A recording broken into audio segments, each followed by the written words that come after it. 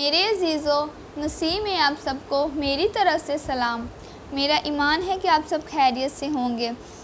جنہوں نے ابھی تک اس چینل کو سبسکرائب نہیں کیا وہ جلدی سے جائیں اسے سبسکرائب کریں، زیادہ سے زیادہ شیئر کریں تاکہ لوگ اس کلام کو سنیں اور اس کلام کے وسیلہ سے وہ برکت پائیں۔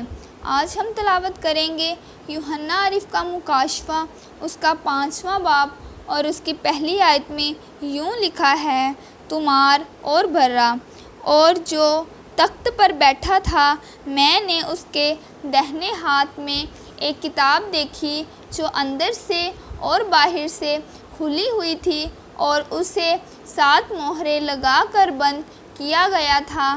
پھر میں نے ایک زور آور فرشتہ کو بلند آواز سے یہ منادی کرتے دیکھا کہ کون اس کتاب کو کھولنے اور اس کی مہریں توڑنے کے لائق ہے؟ اور کوئی شخص آسمان پر یا زمین پر یا زمین کے نیچے اس کتاب کو کھولنے یا اس پر نظر کرنے کے قابل نہ نکلا، اور میں اس بات پر زار زار رونے لگا کہ کوئی اس کتاب کو کھولنے یا اس پر نظر کرنے کے لائق نہ نکلا۔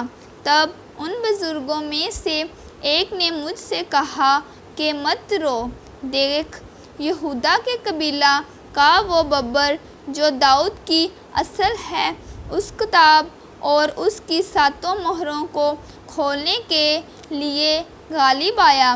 اور میں نے اس تخت اور 4 جانداروں اور ان بزرگوں کے بیچ میں گویا ذبح کیا ہوا ایک برا کھڑا دیکھا۔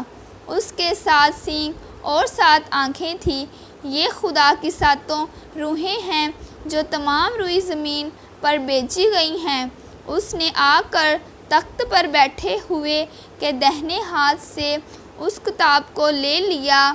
جب اس نے کتاب لے لی تو وہ 4 جاندار اور 24 بزرگ اس برا کے سامنے گر پڑے، اور ہر ایک کے ہاتھ میں بربط اور عود سے بھرے ہوئے سونے کے پیالے تھے۔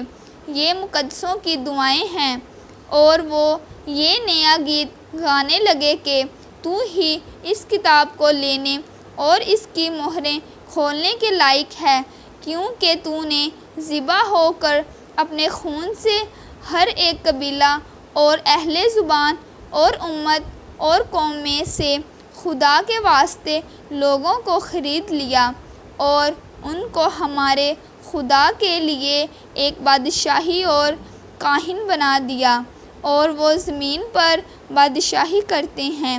اور جب میں نے نگاہ کی تو اس تخت اور ان جانداروں کو بزرگوں کے گرد بہت سے فرشتوں کی آواز سنی جن کا شمار لاکھوں اور کروڑوں تھا، اور وہ بلند آواز سے یہ کہتے تھے کہ ذبح کیا ہوا برا ہی قدرت اور دولت اور حکمت اور طاقت اور عزت اور تمجید اور حمد کے لائق ہے۔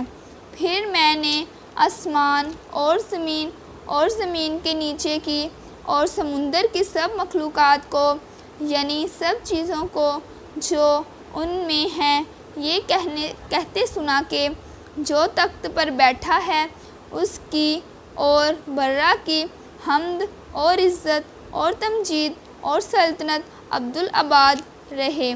اور 4 جانداروں نے آمین کہا اور بزرگوں نے گر کر سجدہ کیا۔ خداوند کا کلام کا پڑھا اور سننا باعث برکت ہو۔